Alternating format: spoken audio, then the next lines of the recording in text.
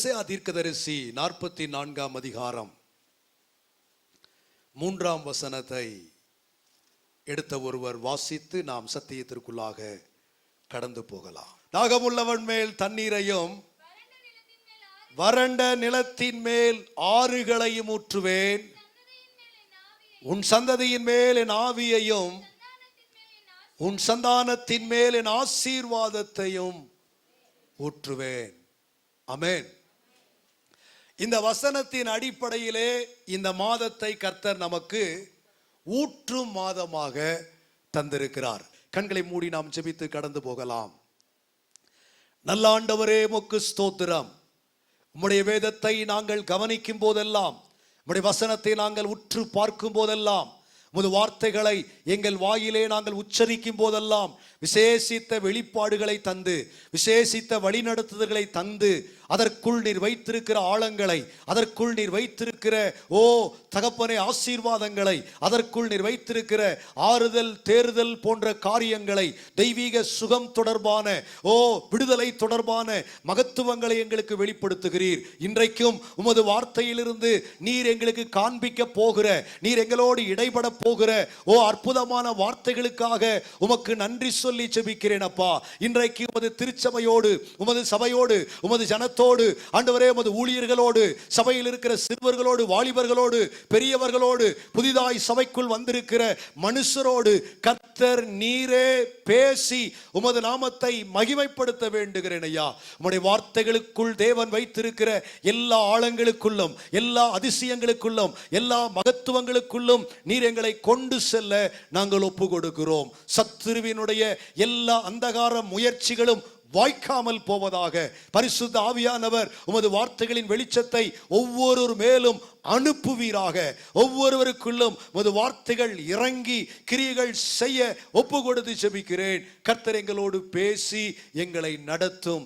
இயேசுவின் நாமத்தில் பிதாவே, ஆமென். போர், ஊற்றுதல். தமிழ்ல இந்த வார்த்தையினுடைய ஆழம் பெரியது, இந்த வார்த்தையினுடைய பொருள் பெரியது. தமிழிலே இந்த வார்த்தையை உங்களுக்கு விளங்குற மாதிரி நான் சொல்ல வேண்டும் என்று சொன்னால், மழையை போல, ஒரு மழையை போல, ரெயினை போல கர்த்தர் ஊற்றுகிறதைத்தான், கர்த்தர் பொழிய செய்கிறதைத்தான், கர்த்தர் பெய்ய செய்கிறதைத்தான், கர்த்தர் சொரிய பண்ணுகிறதைத்தான் வேதம் ஊற்றுதல் என்று சொல்லுகிறது. இந்த வசனத்திலே நான் ஏற்கனவே காட்டியிருந்தாலும் கூட சபைக்கு இந்த முதல் கர்த்தருடைய பரிசுத்த ஓய்விலே காண்பிக்க என்னை மறுபடியும் கர்த்தர் தூண்டுகிறார். எதை அவர் ஊற்றப் போகிறார், யாருக்கு ஊற்றப் போகிறார், எப்படி ஊற்றப் போகிறார் என்பதை குறித்த சில விஷயங்களை அதற்குள் வச்சிருக்கிறார். இன்றைக்கு அதை கொஞ்சம் மேலோட்டமாய் சொல்லி ஒரு விஷயத்தினுடைய ஆழத்திற்குள்ளே கர்த்தர் நம்மை கொண்டு செல்ல விரும்புகிறார். கவனிங்க, ஊற்றுவேன் என்கிற வார்த்தை 2 முறை இந்த வசனத்தில் அடுத்தடுத்து வருகிறதை ஆண்டவர் காட்டுகிறார். எதை என்கிற கேள்வியோடு நீங்க கவனிச்சீங்கன்னா 4 விஷயங்களை அந்த வசனத்துல ஆண்டவர் வச்சிருக்கிறார். 1, தண்ணீரை ஊற்றுவதாக சொல்லுகிறார். 2, ஆறுகளை ஊற்றுவதாக சொல்லுகிறார். 3, ஆவியை ஊற்றுவதாக சொல்லுகிறார். 4, ஆசீர்வாதத்தை ஊற்றுவதாக சொல்லுகிறார். யாருக்கு ஊற்றுவேன் என்றும் கர்த்தர் 4 பேரை சொல்லுகிறார். 1, தாகம் உள்ளவர்களுக்கு ஊற்றுகிறார். 2, வறண்ட நிலங்களுக்கு ஊற்றுகிறார். வறண்ட நிலங்கள் என்று சொல்லுவது இந்த இடத்துல லிட்டரலா ஒரு லேண்டை குறிக்கிறது அல்ல. தேவையில் இருக்கிற, வறியவர்களாய் இருக்கிற, நெருக்கத்தில் இருக்கிற, கஷ்டத்தில் இருக்கிற, பலவிதமான சூழ்நிலைகளிலே ஒடுக்கப்பட்டு அந்த தேவையின் மிகுதியிலே வருந்தி நிற்கிறவர்களுக்கு கர்த்தர் சொல்லுகிறார், அவர்களுக்கு ஊற்றுவேன் என்று. 3ஆவதாக, கர்த்தரை நம்பி, கர்த்தரை ஆராதிக்கிற, கர்த்தரால் அழைக்கப்பட்டு, கர்த்தரால் தெரிந்து கொள்ளப்பட்டு, கர்த்தருக்கு மகிமையாய் வாழ்கிற ஜனத்தினுடைய சந்ததிகள் மேல் ஊற்றுவேன் என்று சொல்லுகிறார். 4வது அப்படிப்பட்டவருடைய சந்தானத்தின் மேல் ஊற்றுவதாக தேவன் சொல்லுகிறார். அல்லேலூயா. ஏதாவது புரியுதா? சபைக்கு வரும்போது வார்த்தையின் வெளிச்சம் கிடைக்கணும்னு ஜெபத்தோடு ஆயத்தத்தோடு வரணும். இங்க வந்து சும்மா உட்காந்துட்டு இருந்தவெல்லாம் வார்த்தை விளங்காது. ஜெபம் பண்ணாம ஆயத்தம் இல்லாம வந்தவங்களுக்கு கர்த்தர் பேசுகிற சத்தம் கேட்காது. கர்த்தர் பேசுகிறது புரியாது. கர்த்தர் தருகிற வெளிப்பாடு அவங்களுக்கு விளங்காது. அதற்கு தான் நான் அடிக்கடி சொல்லுவேன், ஜெபத்தோடு விழிப்போடு தேவ சபைக்கு வாருங்கள், தேவ சபையில் அமர்ந்திருங்கள் என்று அடிக்கடி சொல்றது காரணம் அதுதான். கர்த்தர் உங்களுக்கு பேசுகிறதை கவனித்து கேளுங்கள். கர்த்தர் இந்த நாளிலே, இந்த மாதத்தினுடைய ஆரம்பத்திலேயே இந்த வார்த்தையை நமக்கு போட்டுட்டார். ஊத்தரேன்னு சொல்லிட்டாரு. ஹல்லேலூயா. சும்மா அப்படியே பிசுற மாட்டேன், சும்மா அப்படியே ஒழுகிற மாதிரி வைக்க மாட்டேன், சும்மா அப்படியே தெளிக்க மாட்டேன், கொற்றேன்னு சொல்லிட்டார். இது 1ஆம் தேதி காலை வெளிப்பாடு. ஹல்லேலூயா. 1ஆம் தேதி அதிகாலையிலே தேவ சமூகத்தில் இருந்தபோது தேவன் சொன்ன வார்த்தை இது. அந்த வார்த்தையை உறுதிப்படுத்த 3ஆம் தேதியில கர்த்தர் நடத்தி 4ஆம் தேதியில அதை அடையாளப்படுத்திட்டார். ஒன்று, இது ஒன்று, இது மட்டுமல்ல, இது ஒன்று. ஹல்லேலூயா. என் அன்பு தேவ பிள்ளைகளே, அந்த வசனத்துல மீண்டும் மீண்டும் பாருங்க, தண்ணீரை ஊத்துறேன்னு சொல்றாரு, ஆறுகளை ஊத்துறேன்னு சொல்றாரு, ஆவியை ஊத்துறேன்னு சொல்றாரு, அதுக்கப்புறம் ஆசீர்வாதத்தையும் ஊற்றுவேன் என்று கர்த்தர் சொல்லுகிறார். இப்போ இந்த ஊற்றுதல் ஆண்டவர் சொல்லுகிற, ஆமா, தண்ணீரா இருக்கட்டும், ஆண்டவர் சொல்லுகிற ஆறுகளா இருக்கட்டும், ஆண்டவர் சொல்லுகிற ஆவியா இருக்கட்டும், ஆண்டவர் சொல்லுகிற ஆசீர்வாதமா இருக்கட்டும், யாருக்கு ஊற்றுகிறேன் என்று சொல்றதில் இருந்து இன்றைக்கு ஒரு காரியத்தை, அந்த ஒரு காரியத்திலிருந்து 1-2 விஷயத்தையாவது வேகமாய் சொல்ல ஆவியானவர் என்னை தூண்டுகிறார். அந்த வசனத்தினுடைய ஆரம்பத்தை மாத்திரம் பாருங்கள். தாகம் உள்ளவன் மேல் ஆண்டவர் ஊற்றணும் அப்படின்னா எல்லார் மேலும் அவர் நினைச்சா ஊத்தலாம். எல்லார் மேலையும் அவரால் ஊற்ற முடியும். அவரால் ஊற்ற முடியும். எல்லார் மேலையும் ஆண்டவரால் ஊற்ற முடியும். ஆனா எல்லார் மேலையும் ஆண்டவர் எல்லாத்தையுமே என்ன செய்யறது இல்லைன்னா ஊற்றுகிறது இல்லை. நான் இப்படி சொல்லிட்டு இருக்கும் போதே ஆவியானவர் பேசுகிறார். இயேசு கிறிஸ்து ஊழியம் செய்த நாட்களில அவர்கிட்ட வந்த எல்லாருக்குமே அவர் அற்புதம் செஞ்சார்னா எல்லாருக்குமே செய்யல. நீங்க நல்லா கவனிச்சு பாருங்க. ஆராதனைக்கு வந்த, கூட்டத்திற்கு வந்த எல்லாரையுமே ஆண்டவர் ஆசீர்வதிச்சாரா? எல்லாரையுமே ஆண்டவர் சுஸ்தப்படுத்தினாரா? அவர் தொட்ட, அவரை தொட்ட எல்லாருக்குமே கர்த்தர் அப்படி செஞ்சாரான்னு நீங்க ஒரு சர்வே எடுத்து பார்த்தீங்கன்னா எல்லாருக்கும் நடக்கல, விசேஷமானவங்களுக்கு தான் நடந்துச்சு. அந்த விசேஷமானவங்க யாருன்னு கவனிச்சு பார்த்தீங்கன்னா அவங்க விசுவாசம் உள்ளவங்களா இருந்திருப்பாங்க. கர்த்தருடைய நாமத்திற்காக வைராக்கியம் காட்டினவங்களா இருந்திருப்பாங்க. கர்த்தர் எதிர்பார்க்கிற அர்ப்பணிப்புக்குள்ள இருந்தவங்களா இருந்திருப்பாங்க. ஆண்டவர் விரும்புகிற கீழ்ப்படிதல் உள்ளவங்களா இருந்திருப்பாங்க. இப்படி ஏதாவது சிறப்பிற்குரிய விசேஷமானவர்களா இருந்தவர்களுக்கு மட்டும்தான் கர்த்தர் என்ன பண்ணார்னா, இயேசு தேவன் மனிதனாய் நேரடியாய் இருந்த காலத்திலேயே அவர் அப்படித்தான் செய்தார். இன்றைக்கும் அப்படித்தான் செய்கிறார். சபைக்கு வருகிறவர்கள் எல்லாரும் ஆசீர்வதிக்கப்படுகிறார் என்று நினைக்கிறீர்களா? சபையின் அங்கமாய் இருக்கிற எல்லாரையும் ஆண்டவர் அபிஷேகிக்கிறார் என்று நினைக்கிறீர்களா? சபையிலே ஆண்டவருடைய பெயரை சொல்லி வருகிற, ஊழியம் செய்ய ஆண்டவருடைய பெயரை சொல்லி பைபிளை தூக்கி திரிகிற எல்லாருக்குமே அவர் தன்னுடைய வல்லமைகளை, அவர் தன்னுடைய அற்புதங்களை, அவர் தன்னுடைய ஆசீர்வாதங்களை காண்பிக்கிறார் என்று நினைக்கிறீர்களா? இல்லவே இல்லை. விசேஷமானவர்களுக்கு, எல்லாரும் சொல்லுங்க, யார் அந்த விசேஷமானவர்கள்? விசுவாசம் உள்ளவர்களோ, கீழ்ப்படிதல் உள்ளவர்களோ, உண்மை உள்ளவர்களோ, வைராக்கியம் உள்ளவர்களோ, அவர் பேரிலே அன்புள்ளவர்களோ, வாஞ்சை உள்ளவர்களோ, அர்ப்பணிப்புள்ளவர்களோ, அவர்களுக்கு தான் அது நடக்கும். சும்மா சபைக்கு வந்த மாத்திரத்தில் உங்களை கர்த்தர் உயர்த்தி விட மாட்டார். சபைக்கு வரும்போது உயர்த்துவார், உயர்த்துவதற்கான வழிகளை காட்டுவார். நீங்க வர்றதை வச்சு கர்த்தர் உயர்த்த மாட்டார், நீங்க வாழ்கிறதை வச்சு கர்த்தர் உயர்த்துவார். விசுவாசிக்கிறவர்கள் சொல்லுங்க பார்க்கலாம். சபையின் அங்கத்தில் உட்கார்ந்துட்டு இருக்கிறத வச்சு, சபையில சேர்ந்துகிட்டதை வச்சு, சபையில மெம்பர்ஷிப் சந்தா சப்ஸ்கிரிப்ஷன் கட்டுறதை வச்சு கர்த்தர் யாருக்கு சலுகை காட்டுறதில்லை. கர்த்தரை முன்னிட்டு வாழ்கிறதை வைத்து அவர் தமது இரக்கங்களை, கிருபைகளையும் அவர்கள் மேல் கொட்டுகிறார், அவர்கள் மேல் ஊற்றுகிறார், அவர்கள் மேல் பொழிகிறார், அவர்கள் மேல் பெய்ய பண்ணுகிறார். ஹல்லேலூயா. என் அன்பு தேவ பிள்ளைகளே, நன்றாய் கவனியுங்கள். இந்த வார்த்தை, இந்த வசனம் முதலாவது சொல்லுது, தாகம் உள்ளவர்களுக்கு கர்த்தர் ஊற்றுகிறார். தாகம், தாகம்னு சொன்னா உங்களுக்கு 2 விஷயம் புரியணும். தாகம் என்பது தேவையை காட்டும், அதே சமயம் ஆவிக்குரிய பிரகாரமா தாகத்தை யோசிச்சீங்கன்னா அவரை குறித்த வாஞ்சை அல்லது ஆசையை காட்டும். நான் இப்படி சொல்லும் போதே ஆவியானவர் என்னுடைய கவனத்தை சங்கீதம் 42:1-2 பக்கமாய் திருப்புகிறார். நான் சொல்லும் போது நீங்கள் அதை வாசித்தால் போதுமானது. கவனியுங்கள். ஆண்டவருடைய ஊழியத்திலே 18 வருஷம், 18 ஆண்டுகள், 18 வருஷங்கள் கூனியாய் இருந்தவளை பற்றி ஆவியானவர் எழுதியிருக்கிறார். பைபிள் சொல்லுது, அவளால எவ்வளவு வேணும் என்ன செய்ய முடியாதுன்னா நிமிர முடியாது. எவ்வளவும் நிமிர முடியாத கூன். ரோட்ல சில வயதான தாய்மார்கள், தகப்பன்மார்கள் எல்லாம் பார்த்தீங்கன்னா குடிஞ்ச மாதிரி தலையை தொங்க போட்டு நடந்து போயிட்டு இருப்பாங்க. பார்த்துருக்கிறீங்களா? அவங்களுக்கு என்ன பிரச்சனை அப்படின்னு கேட்டீங்கன்னா, இப்ப சொல்லப்பட்டிருக்கிற வியாதி தான் பிரச்சனை. இது ஒரு ஆவியினால், ஒரு அசுத்த ஆவியினால் வருகிற ஒரு பலவீனம். நம்முடைய ஊழியத்துல ஒரு கூனா இருந்த ஒரு பெண்ணை கர்த்தர் நிமிர வச்சார். நம்ம ஊழியத்தில் நான் சொல்லிட்டு இருக்கிறேன். ஹல்லேலூயா. ஒரு முறை அவளை நான் பார்த்த போது எனக்கு ஒரு கேள்வி வந்துச்சு, வேதத்தில் நடந்தது போல் நடக்குமா அப்படின்னு. கேள்வி வந்துருச்சுனாவே அப்புறம் அதுக்கு பதில் எனக்கு வேணும். ஆமே. அவளை கூப்பிட்டு ஜெபம் பண்ணுனேன். கொஞ்சம் நிமிரு பார்க்கல அப்படின்னு நிமிர்ந்துட்டா. ஹல்லேலூயா. கர்த்தர் நிமித்தி விட்டுட்டார். Praise the Lord. நிமிர பண்ணினார்.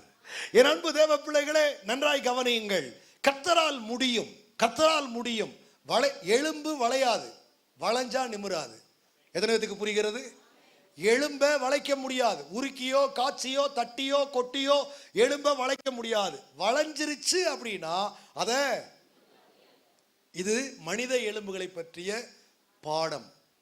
எலும்புகள் அவ்வளவு சீக்கிரம் மக்காது. எலும்புகள் அவ்வளவு சீக்கிரம் குப்பையாய் போகாது. அதுக்கு அப்படிப்பட்ட ஒரு ஆற்றலை கர்த்தர் என்ன செஞ்சிருக்கிறார்னா வைத்திருக்கிறார். எலும்புகளுக்கு உயிரை தந்து, எலும்புகளுக்குள்ள தமது வல்லமை அனுப்பி, எலும்புகளுக்குள்ள தனது நாமத்தின் பெயரால் நடக்கிற மகத்துவங்களை உண்டாக்கி, எலும்புகளை எல்லாம் ஒன்று சேர்த்த, எலும்புகளுக்கு உரு கொடுக்க, எலும்புகளை உயிர்ப்பிக்க, எலும்புகளை சேனையாய் மாற்ற ஆண்டவராலே முடியும். ஒரு அழிலே சொல்லுங்க பார்க்கலாம்.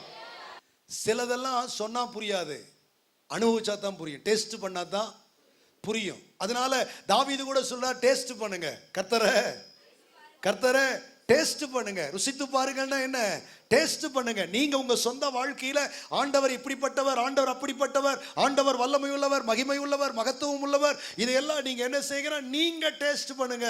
அப்பதான் நாங்க சொல்றது உங்களுக்கு புரியும் என்பதாக காட்டுகிறார். அந்த ஆலயத்திலே நீங்கள் கவனிச்சு பாருங்க, 18 வருஷ பிரச்சனையில் இருந்த அந்த பெண்ணை இயேசு கிறிஸ்து ஒரு நாள் ஆலயத்தை விசிட் பண்றார். அன்னைக்கு நோ அட்வர்டைஸ்மெண்ட். இன்றைக்கு கிறிஸ்து இயேசு வராருன்னு நம்மால் எங்க எப்ப போவாருன்னே தெரியாது. ஹல்லேலூயா. சீசர்களுக்கே தெரியாது. அதே மாதிரி தான் நம்மளை எங்க எப்ப அனுப்புவாருனோ அது நமக்கு தெரியவே தெரியாது. திடீர்னு போம்பாரு, திடீர்னு வாம்பாரு, திடீர்னு போக வேண்டாம் வர வேண்டாம் அங்கேயே நில்லும்பாரு. ஆமா, சில நேரம் உட்காரும்பாரு, சில நேரம் பேசும்பாரு, சில நேரம் பேசாதேம்பார். நான் சொல்றது எல்லாமே பைபிளுக்குள்ளதான் இருக்குது.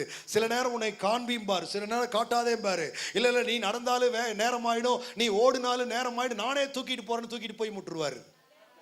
எல்லாமே அவர் தான் செய்வார். அன்னைக்கு ஆண்டவர் ஆலயத்துக்கு வருவார்னு யாருக்குமே தெரியாது. அதுவும் அற்புதம் செய்வார்னு யாருக்குமே தெரியாது. நம்மால் ஆலயத்துக்குள்ள வந்த உடனே பரபரன்னு ஆயிட்டாரு.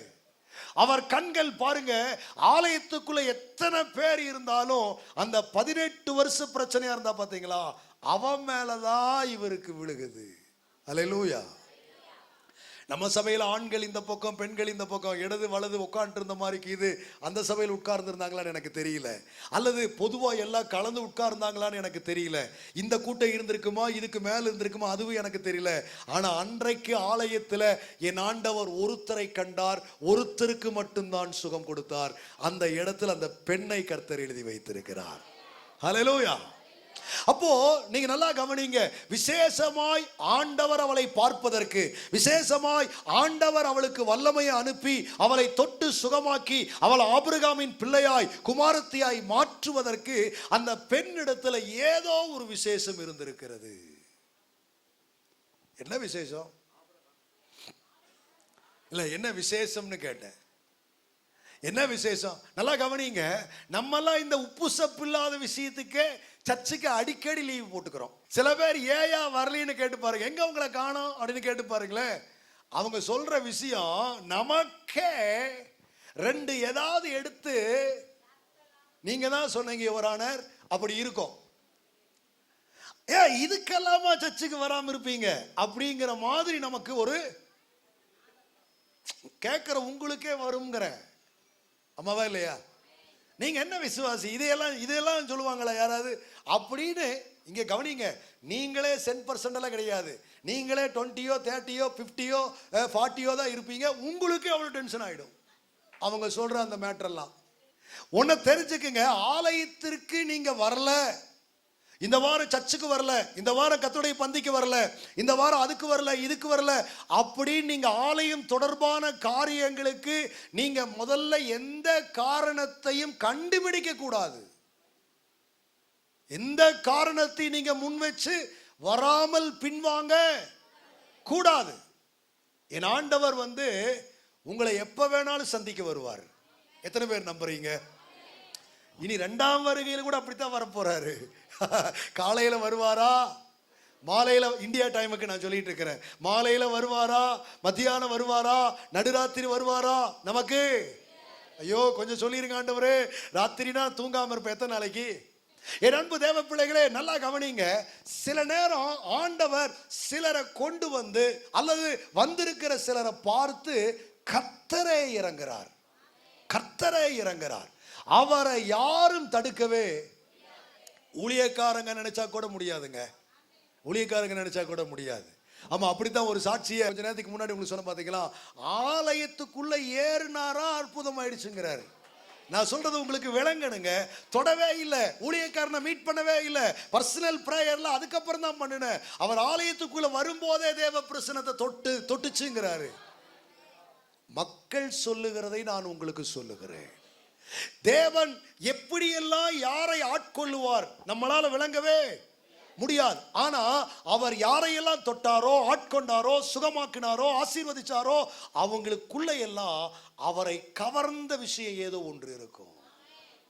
புரிந்தவர்கள் பாக்கியவான்கள்.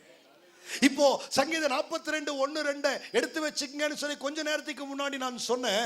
இப்போ அதற்குள்ள வரலாம், படிங்க பார்க்கலாம். மானானது நீரோடைகளை வாஞ்சித்து கதறுகிறது போல, தேவரே தேவனே என் ஆத்துமா உம்மை வாஞ்சித்து கதறுகிறது.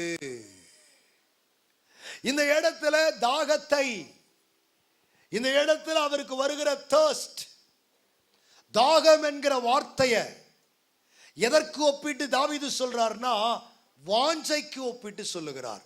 வாஞ்சை என்கிற தமிழ் வார்த்தைக்கு விருப்பம், ஆசை, ஆசை, ஏக்கம், ஏக்கம், எதிர்பார்ப்பு, நாட்டம், அப்படி அநேக வார்த்தைகள் அதற்குள்ள பொருளாய் மறைந்திருக்கிறது. இப்போ நீங்க நல்லா கவனிங்க.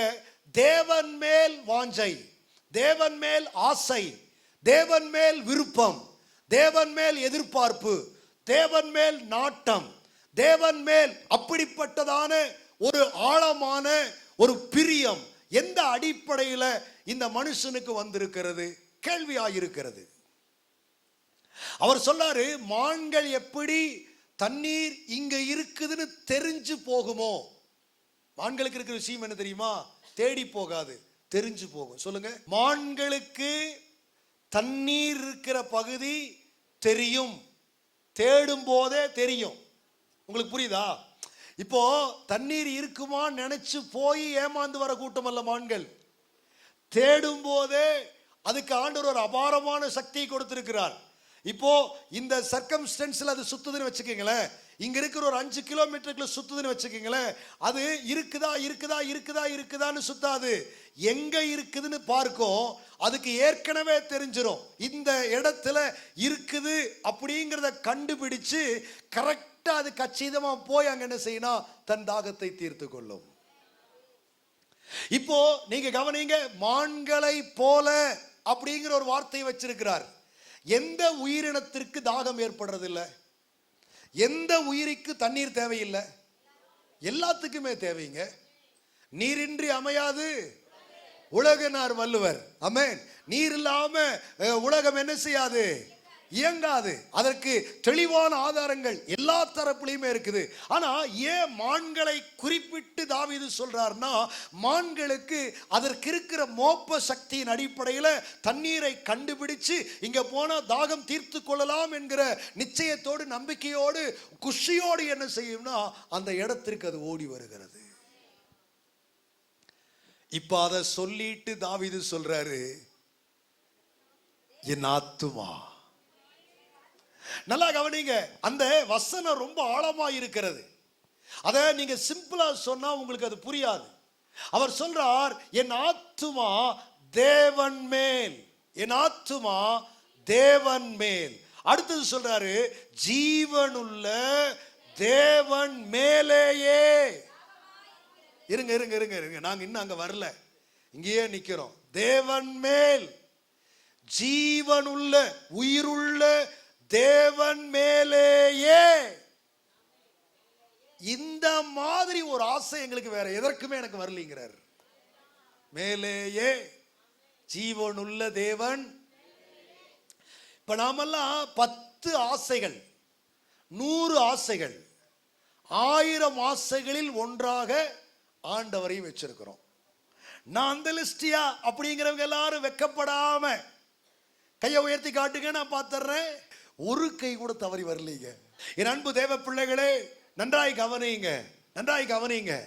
தாவீது ஆண்டவரை பார்த்து சொல்றாரு, உங்க மேல எனக்கு இருக்கிற ஆசை, உங்க மேல எனக்கு இருக்கிற விருப்பம், உங்களை பத்தி எனக்கு வர அந்த வாஞ்ச, அந்த ஏக்கம், அந்த எதிர்பார்ப்பு, தாவீது சொல்றாரு, எனக்கு எது மேலையுமே வர மாட்டேங்குது. நான் வசனத்தை உங்களுக்கு விளங்குற மாதிரி டிரான்ஸ்லேட் பண்ணி எளிமையா சொல்றேன், அவ்வளவுதான். நான் யோசிச்சு பார்க்கிறேன், இப்படியெல்லாம் மனுஷர்கள் வாழ்ந்திருக்கிறாங்க. ஆண்டவர் நமக்கு சாட்சியை எழுதி வச்சிருக்கிறார். ஏன்னா அவருடைய பரிசுத்த பைபிள்ல பொய்யே இல்லை. இதுல எதுவுமே ஒளிச்சு மறைச்சு மிகைப்படுத்தி எல்லாம் ஒன்னையுமே ஆண்டவர் சொல்லல. இதில் எழுதப்பட்டது எல்லாம் சத்தியமாயிருக்கிறது. அப்ப அப்படி ஒரு பைத்தியக்காரன மாதிரி ஒருத்தன் வாழ்ந்தான் ஆண்டு சொல்றாருன்னா பொய்யாவை வச்சிருப்பாரு? என் அன்பு தேவ பிள்ளைகளே, நான் உங்களை பார்த்து யதார்த்தமா கேட்கிறேன், எப்பவுமே நமக்கு ஆண்டவர் மேல அப்படி ஒரு ஸ்பெஷல் லவ் வருதா? அதாவது சில நேரம் நீங்க கவனிங்க, சில பேர் ஆலயத்துக்கு நேரமே வந்துட்டாங்க நம்ம நினைச்சோம்னா தப்பு. அதுல அவங்களுக்கு ஒரு சுய ஒரு நோக்கு இருக்குமாக்கு. நேரமே போயிட்டா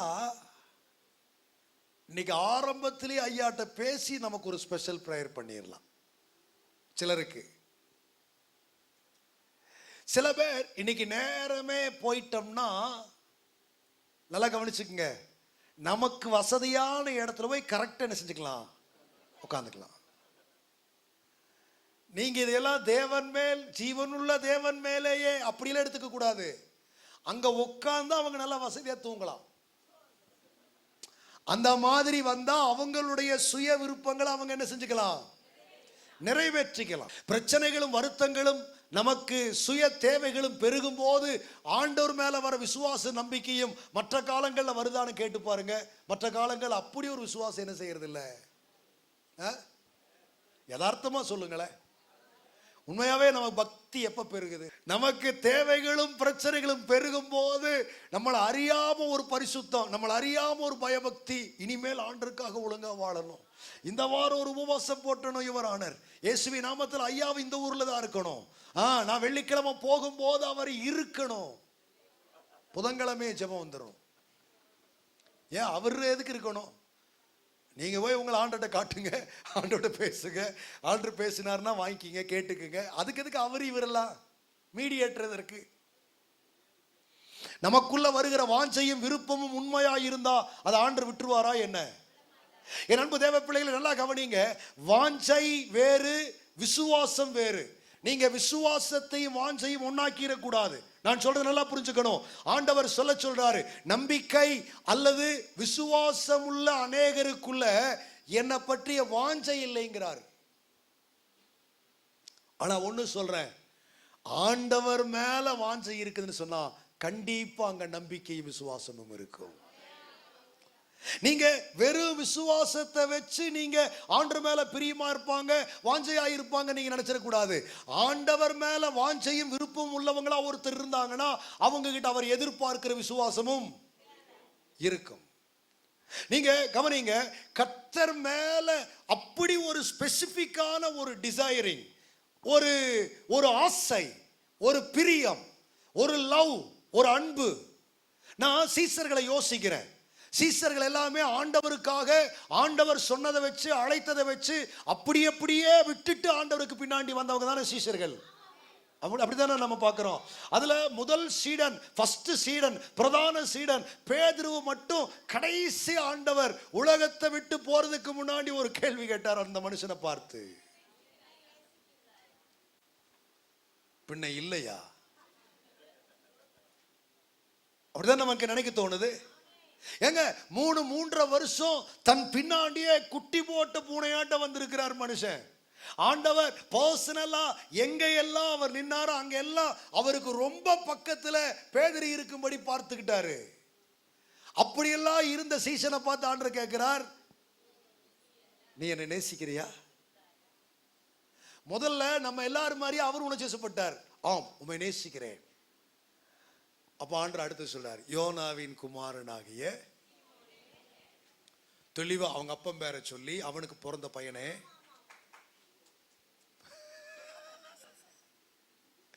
உணர்ச்சிப்பட்டு பொருளை இழந்துடாதீங்க வரானர், தெளிவா இருக்கணும். தெளிவா சொல்றார். எத்தனையோ சீமான்கள் இருக்கிறாங்க, பேதருக்கள் இருக்கிறாங்க. யோனா அப்படிங்கிற ஒரு மனுஷனுக்கு பிறந்த சீமோனே, பேதுருவே, உனக்கு நான் தான் பேரு வச்சிருக்கிறேன், நீ என்ன நேசிக்கிறியா? இந்த ஆளுக்கு அப்பதான் ஒரு நடுக்கம் வருதுங்க, ஒரு தயக்கம் வருது. இவரு தைரியமா சொல்ல முடியல, நான் நேசிக்கிறேங்கிறது உமக்கு தெரியுங்கிறார். புரிஞ்சுக்கிறீங்களா இல்லையா? சரி, நம்மால் அதோட விட்டுருவாருன்னு பார்த்தா இல்ல, 3வது ஒருக்க வைக்கிறார், நீ என்னை ஏயா கேட்டுட்டீர், அவரு தான் பதில் சொல்லிட்டாரு, அப்புறம் நமக்கு பிரச்சனை எதுக்கு இந்த 3 தடவை? நீ நேசிக்கிறதா இருந்தா நீ என்ன மறுதளிப்பியாப்பா? இருக்கிறீங்களா? 3 முறை நீ என்ன மறுதளிச்சிங்கிறத 3 முறை கேட்டு அப்படி போடுறாரு நம்மால். விளங்குதே விளங்கலையா? ஒரு தடவை கேட்கும் போதே இறுதியம் உடைஞ்சது, 2வது தடவை கேட்கும் போது சுக்கு நூறாகுது, 3வது தடவை கேட்கும் போது அழிஞ்சே போச்சு.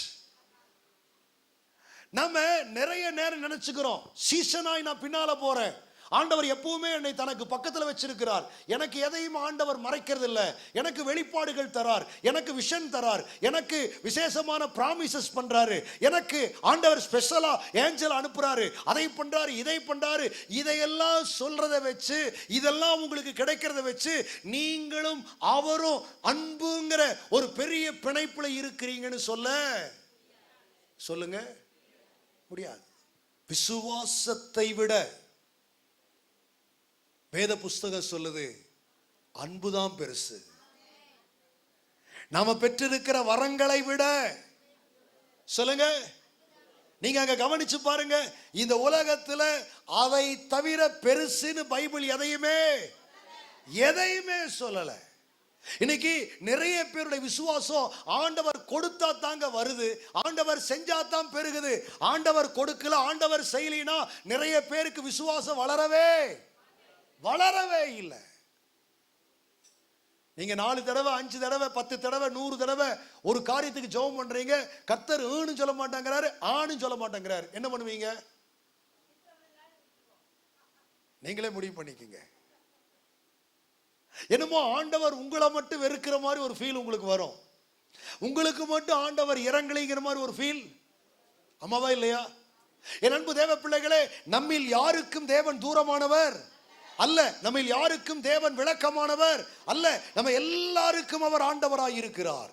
உலகத்தில் இருக்கிற அத்தனை பேருக்கும் அவர் ஆண்டவர் தான். நீங்க ஒன்றை கவனிங்க, வெறும் விசுவாசத்தை, வெறும் நம்பிக்கை அவர் மேல வைக்கிறத விட ட்ரூ லவ், உண்மையான அன்பை, ஆழமான அன்பை ஆண்டவர் மேல வைக்க நம்ம பழகி இருக்கிறோமா? சபைகள் நமக்கு கற்றுக் கொடுத்துச்சா? பழைய உடன்படிக்கையிலே ஆண்டவர் என்ன சொன்னாரு?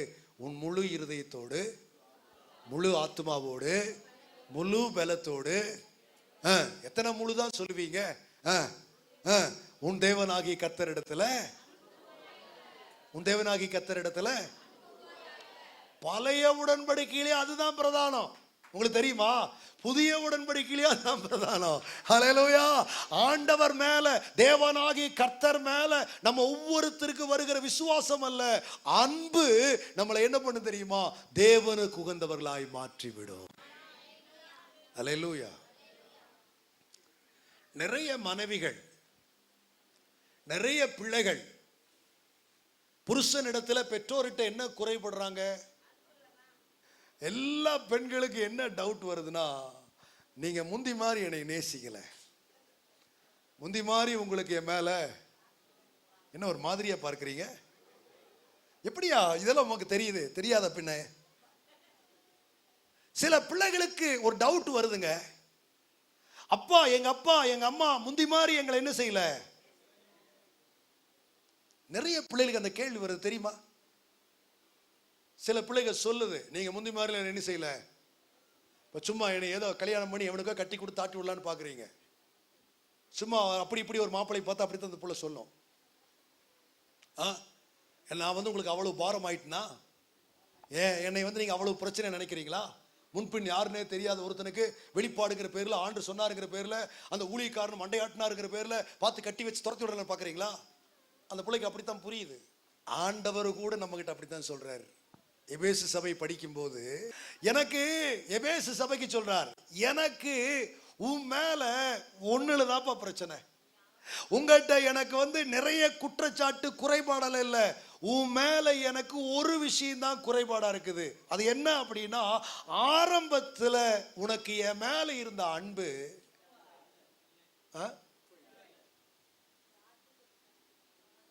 நியூலி மேரீடா இருந்த போது, குழந்தை பிறந்து கைகளில் தவழ்ற மாதிரி இருந்த பொழுது, சில விஷயங்கள் எல்லாம் நீங்க கவனிச்சு பாருங்க. உண்மையாவே சொல்றேன், அந்த விஷயத்துல குறைகிறது அல்லது குறைந்தது போல அவர்கள் மற்றவர்கள் நினைக்க தோன்றுகிறது. ஆண்டவருக்கு கூட ஒரு பிரச்சனை நம்ம மேல, நீ முந்தி மாதிரி என்னை நேசிக்கலப்பா. என்ன முத இயேசுதான் ஆண்டவர்னு கேள்விப்பட்ட போது, ரட்சகர், உண்மையான ஆண்டவர், ஜீவன் தந்தவர்னெல்லாம் கேட்கும் போது, நீ என் மேல அப்படி ஒரு அன்பு காட்டுன, இப்படி எல்லாம் ஒரு தெய்வம் இருக்க முடியுமான்னு நீ யோசிச்ச. ஆனா இப்போ உனக்கு என்னை பத்தி சிந்தையே, அடப்போ அவர் என்னத்தை பெருசா செஞ்சுட்டாருங்கிற இருக்கிறீர்களா? நீங்க சிந்திக்கிறதுக்காக நான் சொல்லிட்டு இருக்கிறேன். நம்ம அன்பு கூறன்னு சொல்றோம், ஆனா அவர் நம்ப மாட்டேங்கிறார்.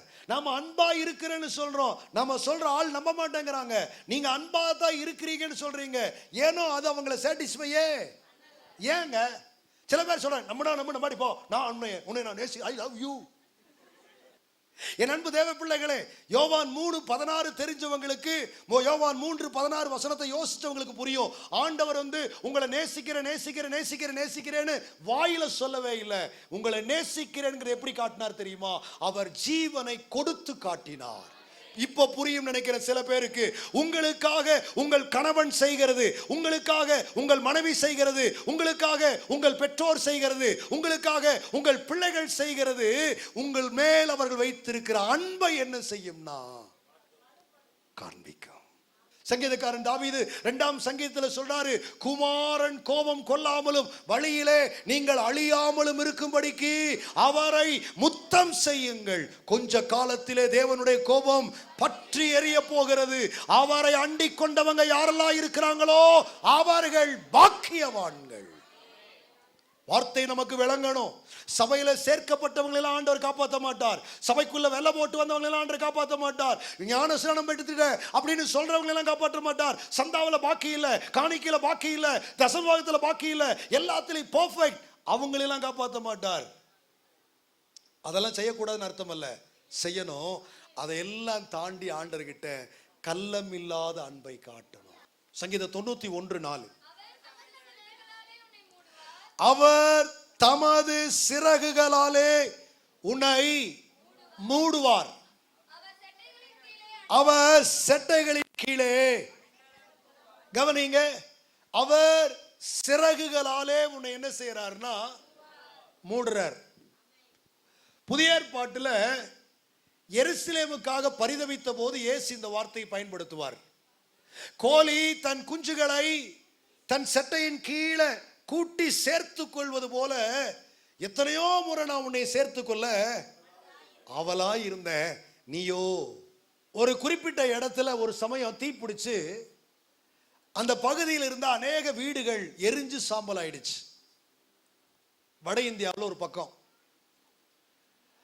அப்போ அந்த தீ விபத்தை விசாரிக்க வந்த அதிகாரிகள் அந்த குறிப்பிட்ட பகுதியை பார்வையிடும் போது ஒரு கோழி ஒன்று அப்படி உட்கார்ந்த மாதிரியே எரிஞ்சு கருகி இருந்துச்சான். அந்த பார்த்துக்கிட்டு வந்த அதிகாரிகள்ல ஒருத்தர் அந்த கரிஞ்சு கிடந்த கோழியை அடடா அப்படின்னு பாவம் அப்படின்ட்டு அந்த காலில் அப்படி தட்டினாராம். அப்படி அந்த கோழி தள்ளி விட்டாராம். காலில் தள்ளி விட்டா உள்ளுக்கிழந்து குஞ்சுக குச்சு குச்சு குச்சு குச்சுட்டு வெளியில் வருதான். ஒரு ஆமேன்னு சொல்லுங்களேன். விஷயம் புரியட்டும் உங்களுக்கு, அதுக்காக தான் சொல்லிட்டு இருக்கிறேன். நான் சொல்றது உண்மை, நல்லா கவனிங்க. ஒரு தீ விபத்துல தன் குஞ்சுகளை செட்டைக்குள்ள வச்சிருந்த கோழி செத்து போச்சு. செட்டைக்குள்ள இருந்த குஞ்சுகள் தீ விபத்திலையும் சாகல. ஒரு ஆமேன். புரியலையா? சும்மாவா செட்டை சிறகுனான்று சொன்னாரு? ஏய், நான் வேணாலும் சாவண்டா, உன்னை சாக விட மாட்டேன். நான் என்ன அழிச்சுக்குவேன், உன்னை நான் என்ன செய்ய மாட்டேன், அழிக்க விட மாட்டேன். அந்த அன்பின் பெருக்கம் தான், அந்த அன்பின் வெளிப்பாடு தான், அந்த அன்பின் பிரவாகம் தான் அவர் நம்ம மேல் ஊற்றின அன்பு. ஏங்க, அவருக்கு எந்த சுயநலமும் இல்லை. தன்னை நமக்காக ஏன் தாரை வார்த்தார்னா நாம அழியக்கூடாது என்பதற்காக. அவரை விசுவாசிக்கிற, அவரை நம்புகிற ஒருவனும் கெட்டு போகாமல், ஒருத்தன் கூட. அவன் எந்த நாட்டுக்காரன், எந்த இனத்தான், எந்த ஜாதியான், எந்த பாஷைக்காரன், என்ன வயசுள்ளவன், அதெல்லாம் அவருக்கு மேட்டே கிடையாது. அவரை விசுவாசிக்கிற ஒருத்தர் கூட கெட்டு போக கூடாதுங்கிறதுக்காக தமது ஒரே பேரான குமாரனை தந்தருளி நம்மேல் அன்பு கூர்ந்திருக்கிறார். அல்லேலூயா. அன்பினால் நாம் காட்டுகிற செய்கைகள், அன்பினாலே நீங்கள் நடந்து கொள்ளுகிற உங்களுடைய நடக்கைகள், அன்பினாலே நீங்கள் ஒருத்தருக்கு ஒருத்தர் பரிமாறிக்கொள்ளுகிற அந்த பரிவாரங்கள், இதுதான் என் அன்பு தேவ பிள்ளையே காட்டுகிறது. தேவன் மேல் உங்களுக்கு இருக்கிற வாஞ்சை என்ன, தேவன் மேல் உங்களுக்கு இருக்கிற விருப்பம் என்ன, தேவன் மேல் உங்களுக்கு இருக்கிற ஆசை என்ன, தேவன் மேல் உங்களுக்கு இருக்கிற எதிர்பார்ப்பு என்ன. இதே சங்கீதத்தில் 14ஆம் வசனத்தில் தாவீது அதற்கும் ஒரு காரியத்தை சொல்றாரு பாருங்க. ஆண்டவர் மூலமாய் அவன் என்னிடத்தில் வாஞ்சையாயிருக்கிறபடியால் அவனை விடுவிப்பேன், என் நாமத்தை அறிந்திருக்கிறபடியால். இந்த வசனம் ரொம்ப ஆழமானது, ரொம்ப ஆழமானது, ரொம்ப ஆழமானது. முதல் வாக்கியத்தை கவனிங்க. அவன் விசுவாசின்னு சொல்லப்படுற, ஊழியக்காரன்னு சொல்லப்படுற, ரட்சிக்கப்பட்டுட்டேன்னு சொல்லப்படுற, கிறிஸ்தவன்னு சொல்லப்படுற, நீதிமான்னு சொல்லப்படுற, பரிசுத்தவான்னு சொல்லப்படுற ஆண்டவருடைய ஜனம் இருக்குது பாத்தீங்களா? அதுக்கு அவர் சொல்றாரு, அவன் என்னிடத்தில் வாஞ்சையாயிருக்கிறான், என்னிடத்தில் வாஞ்சையாயிருக்கிறான், அதனால நான் அவனை விடுவிப்பேன். நான் வாஞ்சையா அவர்கிட்ட, ஆசையா, அன்பா, விருப்பமா அவர்கிட்ட நான் இருந்தேன்னா என்னை விட மாட்டார், என்னை விடுவிப்பார். கொஞ்சம் உள்ளத்தின் ஆழத்திலிருந்து உணர்வோடு சொல்லுங்க பார்க்கலாம், உணர்வோடு சொல்லுங்க பார்க்கலாம். நான் அப்படி இருந்தேன்னா, ஆண்டவர் எதிர்பார்க்கிற அந்த விருப்பத்தில், அந்த லிஸ்ட்ல, அந்த அன்புல, அந்த லவ்ல நான் இருந்தேன்னா என்ன ஆண்டவர் விட மாட்டார். விசுவாசத்தோடு உணர்வோடு சொல்லுங்கள், என்னை அவர் விடுவிப்பார். நான் ஆரம்ப கால என்னுடைய அனுபவத்தில் இந்த வரிகளை அடிக்கடி பாடிக்குவேன். ஏத்தீங்கும் சின்னதோ பெருசோ மீடியமோ, மனுஷர் வழியா வர்றதோ, இயற்கையின் வழியா வர்றதோ, பிசாசின் வழியா வர்றதோ, எதன் வழியா வந்தாலும் சரி, என்ன அணுகாம என்ன செஞ்சுவார்னா எந்த தீங்குக்கு என் ஆண்டவர் விட்டு கொடுக்க மாட்டார், விடுவிப்பார். என் அன்பு தேவ பிள்ளையே, நீங்க அவர் மேல வைக்கிற அந்த அன்பு அது பொய்யாகவே பொய்யாகாதுங்க. உலகத்துல அந்த அன்புக்கு இணையாய் இந்த உலகத்துல எதையுமே ஆண்டவர் சொல்லவே இல்லை. தெரியுமா உங்களுக்கு? ஃபர்ஸ்ட் வேதம் தாய் தகப்பனை சொல்லும். எந்த தாயும் எந்த தகப்பனும் தன் பிள்ளையின் மேல இருக்கிற அன்பு அவ்வளவு சீக்கிரம் என்ன செய்ய மாட்டாங்கன்னா மற்ற எல்லா அன்புமே தோத்து போயிடும். அவ்வளவு சீக்கிரம் ஒரு தாய் தகப்பனுடைய அன்பு, தகப்பனது கூட அவ்வளவு சீக்கிரமா மாறிடும், தாய்து மாறவே மாறாது. ஏன்னா அவ அடிக்கடி சொல்லுவான், நான் சுமந்து பெத்தேன் பாய்வா. எல்லா தாய்க்கும் இருக்கிற அந்த உணர்வு என்ன தெரியுமா? நான் சுமந்தேன், நான் சுமந்தேன், என் ரத்தத்தை நான் பாலாய் தந்தேன். அந்த உணர்வு எல்லா தாய்க்கு இருக்கு. தகப்பன் கூட மறந்துடுவான், தாய் மறக்க மாட்டான். ஆண்டவர் சொல்றாரு, அவன் மறந்தா கூட நான் உன்னை மறக்க மாட்டேன். இந்த தேவன் என்றென்றைக்கும் உள்ள சதா காலங்களிலும். விசுவாசிக்கிறவங்க எல்லாரும் சொல்லுங்க பார்க்கலாம், தாய் கூட மறக்கலாயா? அவள் மறந்தால் இவர் மறக்க மாட்டார். அப்படிப்பட்ட இந்த நல்ல தேவன் என்றென்றைக்கும் உள்ள சதா காலங்களிலும் என்னுடைய தேவனாயிருக்கிறார். நீங்க தனிமையாய் உணரும் போது, பலவிதமான பிரச்சனைகளை உணரும் போது, கஷ்டங்களை உணரும் போது, உதவியற்ற நிலையில இருக்கிற மாதிரி உணரும் போது, பலவிதமான பிரச்சனைகளை கண்டு பயப்படும் போது, தடுமாறும் போதெல்லாம் நம்பிக்கையோடு சொல்லுங்க, இவர் என்றென்றைக்கும் உள்ள சதா காலங்களிலும் என்னுடைய தேவனாயிருக்கிறார். அல்லேலூயா. நீங்க உண்மையா உணர்வோடு சொன்னீங்கன்னு வச்சுக்கீங்களேன், நீங்க சொல்லும் போதே தேவ பிரசன்னம் உங்களை மூடுங்க. தயவு செய்து விசுவாச பிள்ளைகள் ஒவ்வொருவருக்கு நான் கொஞ்சம் அழுத்தமாய் இதை சொல்ல என்னை ஆவியானவர் இன்னொரு விஷயம் தூண்டுகிறார். நீங்க அவர் மேல வைக்கிற அன்பை மட்டும் சரிப்படுத்துங்க, மாயமாலம் பண்ணாதீங்க. நீங்க ஆண்டவர்ட்ட காட்டுற அன்பை நீங்க செய்கிற ஜெபங்கள்ல பார்க்கலாம், நீங்க பாடுகிற பாடல்கள்ல பார்க்கலாம், நீங்க கொடுக்கிற காணிக்கைகள்ல பார்க்கலாம், நீங்க சபைக்கு வருகிற அந்த வருகையில பார்க்கலாம், நீங்க ஊழியத்திற்கு அர்ப்பணிக்கிறதுல பார்க்கலாம், ஆத்துமாக்கள் மேல உங்களுக்கு வருகிற பாரத்தை வச்சு பார்க்கலாம், நீங்க சபையில இருக்கிற சாட்சியை வைத்து சொல்லலாம், உங்களுக்கு ஆண்டவர் மேல எவ்வளவு லவ் இருக்குதுங்கிறத சொல்லலாம். சிலுவை டாலர் போட்டுக்கிட்டு, சிலுவையவே கம்மலா போட்டுக்கிட்டு, சிலுவையை பச்சை குத்திக்கிட்டு, சிலுவையை அப்படி பண்ணிக்கிட்டு இப்படி பண்ணிட்டு, ஏன் சிலுவையிலேயே அடிச்சு சாகறனால அதுல எல்லாம் காட்ட முடியாது நம் சாட்சி. நீங்க சபைக்கு வருகிறது கூட அவர் மேல இருக்கிற அன்பை என்ன செய்யும்? காட்டுங்க.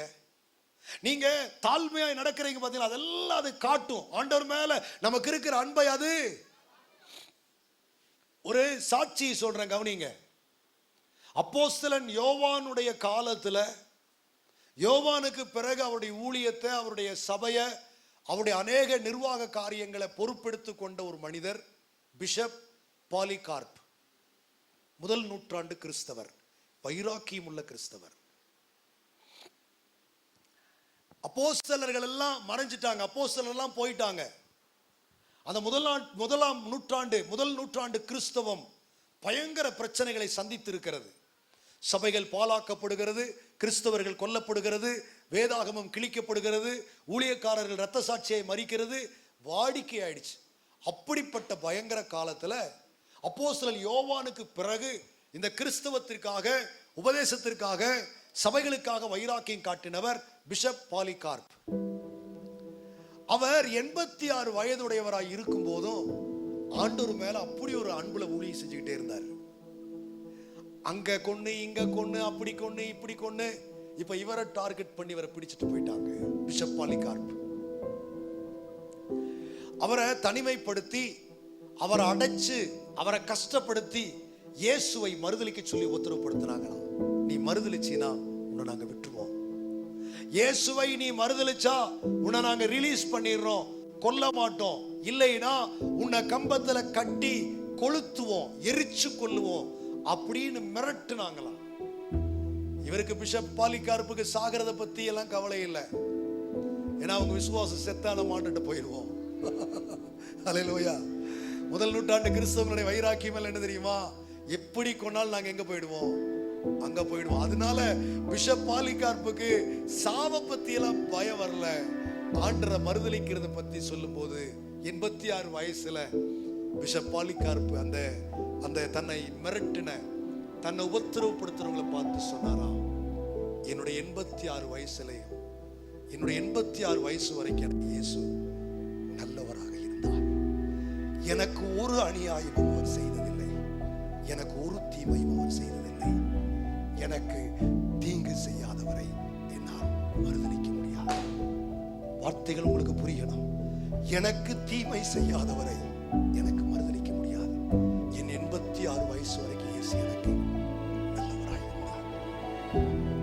நன்றாய் நான் உங்களுக்கு சொல்லுவது விளங்க வேண்டும்.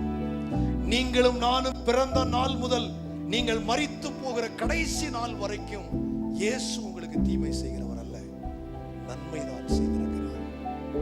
ஒருவேளை பை மிஸ்டேக்கா மிஸ் அண்டர்ஸ்டாண்ட் பண்ணி யாராவது இந்த கஷ்டம் ஆண்டவர் தந்துட்டாரு, இந்த உபத்திரவம் ஆண்டவரால, இந்த உபத்திரவத்திற்கு காரணம் அவர்தான் அப்படி நினைச்சிருந்தா ஐ எம் சாரி, நீங்க அதை மன்னிச்சிருங்க, நீங்க அதை மறந்துருங்க. இயேசு உங்களை இம்சித்து பார்க்கிறவர், கஷ்டப்படுத்தி பார்க்கிறவர், உபத்திரவப்படுத்தி பார்க்கிறவர் அல்ல. ட்ரூ லவோடு இன்றைக்கும் உங்களுக்காக துடிக்கிறவர் என் இயேசு. என் அன்பு தேவ பிள்ளையே, உங்க அத்தனை பேருக்கு நான் சொல்லுகிறேன், பிஷப் பாலிகார்ப் இன்னும் கொஞ்ச நேரத்துல எரிக்கப்பட போகிற நேரத்துல கூட அவர் சொல்லுகிறார், எனக்கு ஒரு தீமையும் செய்யாத இயேசுவை நான் எப்படி மறந்துவிட்டது? உங்களுக்கு வார்த்தைகள் விளங்கணும். அவரை கட்டி வச்சு எரிக்கிறதுக்கான திரவத்தை ஊற்றி பத்த வைக்கும் போது தீ எரிஞ்சுதான், அவர் மேல படலையா? அல்லேலூயா. தீ எரிகிறது, அவர் மேல என்ன செய்யல? தீ படல. அவரை தீ கருக்க முடியல. அப்போ கூட இவர் ஆயத்தமாயிட்டார், மைண்ட்ல செட் ஆயிட்டார். நான் மரிச்சா எங்க போயிடுவேன்? என்னுடைய மரணம் எங்க கொண்டு போயிடும்? இப்போ நான் கொஞ்ச நேரத்துல இயேசுவை நான் பார்க்க போறேன், அதனால இவரும் தீ என் மேல் படணும் நினைக்கிறாரு. தீ படல. வெறி கொண்ட அந்த ராஜாவினுடைய பிரதிநிதிகள், அதிகாரிகள் அவரை இம்சை பண்ணி, டார்ச்சர் பண்ணி குத்தி கொண்டார்கள். செத்த போது கிட்ட போய் பார்த்தா அந்த முகம் சிரித்த முகமாக இருந்துச்சு. கவனிக்கிறீங்களா? நான் உங்க எல்லாரையும் பார்த்து நான் கேட்கட்டும், உங்க எல்லாருக்காக நான் ஒரு வார்த்தையை சொல்லட்டும். ஆண்டவர் மேல உங்களுக்கு இருக்கிற அன்பை எப்படி நீங்க காட்டிட்டு இருக்கிறீங்க? ஹலோ, எப்படி காட்டிட்டு இருக்கிறீங்க? நான் பதில் கேட்டு ரொம்ப நேரம் ஆச்சு. இதுவரைக்கும் கத்தி கூச்சல் போட்டிருந்த ஒரு சத்தம், ஒருத்திட்டு இருந்த சத்தத்தை காணோம். நீங்க அவர் மேல் அன்பாய் இருக்கிறதை எப்படி காட்டுவீர்கள்? சொல்லிட்டு வாங்க, அடுத்தடுத்து சொல்லுங்க. உங்க எல்லாருக்கும் விளங்குதான் நான் பேசுனது. உங்க ஒவ்வொருத்தருடைய வயசையும் சொல்லிக்கிங்க, உங்க ஒவ்வொருத்தருடைய வயசையும் சொல்லுங்க. உங்களுக்கு சொல்லிக்கிங்க, கேட்டு சொல்ல வேண்டாம், உங்களுக்கு சொல்லிக்கிங்க. நான் சொல்றேன், என்னுடைய 47 வயது வரை எனக்கு ஒரு தீங்கும் செய்யாத இயேசு. நீங்க உங்களுக்கு சொல்லுங்க, சொல்லுங்க. பின்னாடி இருக்கிறவங்க 75, 80, 87, 57, 67, 77 எல்லாம் சொல்லுங்க. என்னுடைய இந்த வயது வரை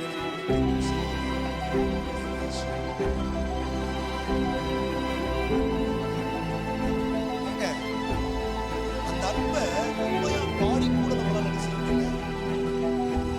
உண்மையா பாடுறதே பேருக்காக தான். பாடுறதுல கூட ஒரு சுயநீதி, ஒரு சுய லாபம், பாடுறதுக்கு கூட ஒரு சுய ஏதோ ஒண்ணு வச்சுக்கிட்டு தான் பாடுறோம். காணிக்க போடணும்னா கூட ஒரு சுய எதிர்பார்ப்பு ஒண்ணாங்க இருக்கு. ஆண்டவருக்காக ஒண்ணு செஞ்சா கூட அதுக்கு என் பேர் முன்னாடி வரணும், லிஸ்ட்ல வரணும், கல்வெட்டுல வரணும், அதுல வரணும், இதுல வரணும். கட்டி எதை செஞ்சாலும் அதுல என் பேர் வருமா? எதை செஞ்சாலும் அதுல எனக்கு ஒரு நீதி கிடைக்குமா? அதுல எனக்கு ஒரு பலன் கிடைக்குமா? இதுவா அன்பு? அவர் மேல் வைத்திருக்கிற அன்பு. அவர் நிமித்தமா எதையுமே சகிக்க, அவர் நிமித்தமா எதையுமே தாங்கிக் கொள்ள, அவர் நிமித்தமா எதையுமே விட்டுவிட, அவர் நிமித்தமா எதையுமே பொறுத்து கொள்ள, அவர் நிமித்தமாய். ஆனா நம்ம சொல்றோம், நான் ஆண்டவரை நேசிக்கிறேன். சில பேர் புழுகுவாங்க பாருங்களேன், எனக்கு எல்லாமே அவர் தான். என் அன்பு தேவ பிள்ளைகளே, இந்த காலை வேளையில ஆவியானவர் தாகத்தை பற்றி பேசிக் கொண்டிருக்கிறார். நீங்க அவர் மேல் வாஞ்சை உள்ள மக்களாய், விருப்பம் உள்ளவர்களாய், பிரியமுள்ளவர்களாய், ஆண்டவர் என்கிற அவர் மேல் உங்களுடைய அன்பை ஊற்றினவர்களாய் நீங்க நடந்தீங்கன்னா, யார் உங்களுக்கு கைமாறி என்ன வேணாலும் செய்யலாம். ஆனா உண்மையாய் தன்னிடத்தில் அன்பு கூர்ந்த ஒருவனையும் ஆண்டவர் விட மாட்டார். அல்லேலூயா.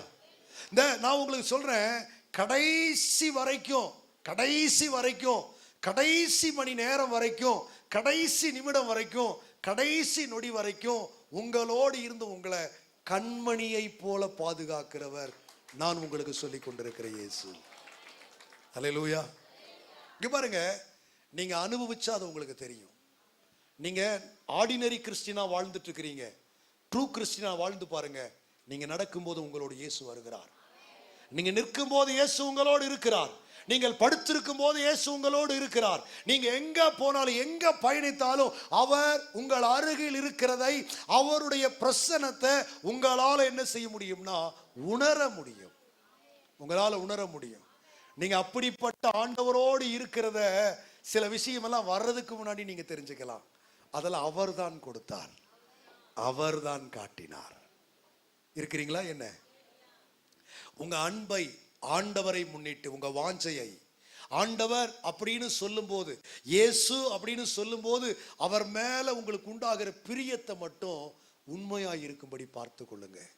வாஞ்சையாய் இருக்கிறவர்களுக்கு இந்த வசனம் சங்கீதம் 91 அதுக்கப்புறம் வர வசனத்தை எல்லாம் படிச்சு பாருங்க. உயர்ந்த அடைக்கலத்துல கர்த்தர் அவங்களை வச்சு என்ன செய்யறாருன்னா கனப்படுத்துறார். நீடித்த நாட்களா, கடைசி அந்த 2-3 வசனத்தை படிச்சீங்கன்னா, நீடித்த நாட்களாய் திருப்தியாக்கி அவங்களுக்கு என்ன செய்வார்னா ரட்சிப்பை அவர் கட்டளையிடுவார், காண்பிப்பார். அல்லேலூயா. உயர் அடைக்கலத்தில் என்னை வைத்தவரே நாமத்தை போற்றிடுவே. உயர் அடைக்கலத்தில்